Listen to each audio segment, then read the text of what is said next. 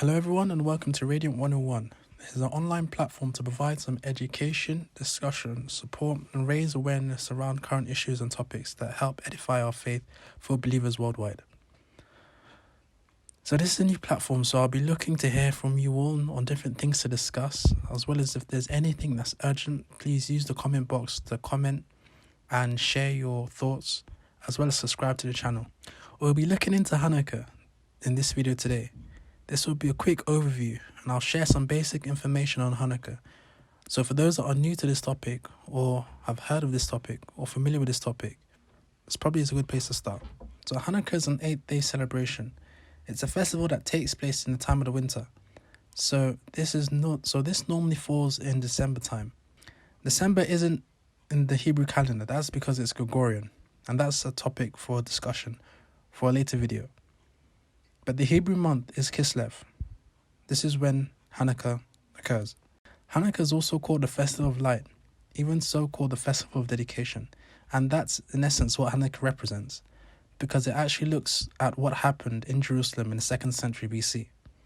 Hannukah remembers the rededication of the Holy Temple at Jerusalem. The word Hannukah is a Hebrew word. It means dedication and is spelled in different ways, Hannukah or Chanukah. But however you choose to spell it, it means dedication.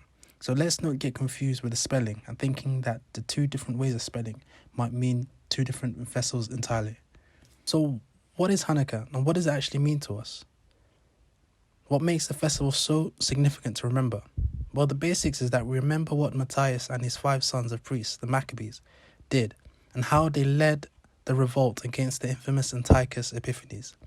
Antiochus was a Syrian Greek who ruled Jerusalem and tried as much as he could to rule out the biblical commandments, basically enforcing the pagan culture and torturing those who didn't agree or did what he said. This was a very difficult time in Israel's history, and the details of what happened can be found in the book of Maccabees 1 and 2. Funny enough, the book of Maccabees was taken out of our Bibles, and there are so many reasons as to why it happened, but against the odds, the priests led by Judah the Hammer overcame Antiochus to reclaim the city and the temple. And this is the encouraging part of the story. There are also some legends that go along with this story, which have become so popular that it might even drown out the actual story of Hannukah, which is the miracle of the sacred oil. How the sacred oil miraculously lasted for 8 days, where it was supposed to last for 1 day.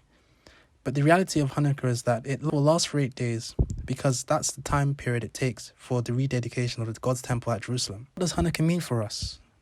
Much like Christmas, the story of Hannukah is a story of the past, but people still celebrate it because of its significance and what it means today. This probably is a good time to spend with family and friends, and funny enough, it does fall almost close to Christmas. And it also gives believers something to look forward to and also to take part in, to actually not feel left out during this time of the year. So I guess we can look forward to remembering what the Maccabees did, who stood and took a bold step against evil and stood up for what they believed in against the odds. So remember how these men risked their lives to protect God's people and God's word. Very much so something we can probably internalize in one way or the other within ourselves. But I also know what things you may be thinking as well. Is this something worth celebrating? Is this something to actually look forward to? And how do we compare it to other festivals like the Passover and Tabernacles? Must we actually celebrate it? Well, there's a simple and short answer. We're not really commanded to observe this holiday period, but it's much like a minor holiday in which we can actually take part in this festival for the right reasons, much like the New Year or even Thanksgiving. Even Yeshua himself took part in this festive period, and probably that should be good enough for us to know if we should actually celebrate this festive period or not. So if we do celebrate Hannukah, I guess we'll be looking to what does it actually mean to us today. And how should we celebrate Hannukah? And how do we choose to take part in Hannukah? In some ways, this festival reminds us of the constant battle between good and evil, the constant battle between light and darkness in which we face in our worlds today. And it's also a reminder that God helps us against the odds, much like the story of the Maccabees. So it's an encouragement to believers around the world, as well as a reminder that we should all bear our light in some ways, and we shouldn't let that light dim. For some, we can use this time as a time to really dedicate ourselves ahead of the new year, almost like a personal journey.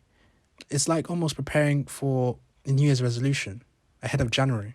It's also a good time to take part in the festival of Hannukah, to share the story of Hannukah with families and friends. So just a quick summary then on the festival of Hannukah. It's an 8-day celebration during the month of Kislev, reminding us of how the Maccabees led the revolt against Antiochus Epiphanes to rededicate the temple for 8 days. The details of the story is found in the book of Maccabees 1 and 2, and it's also called the Festival of Light or the Festival of Dedication.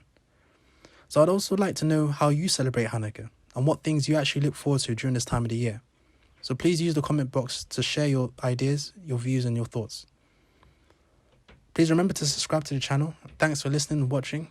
And this is Radiant 101.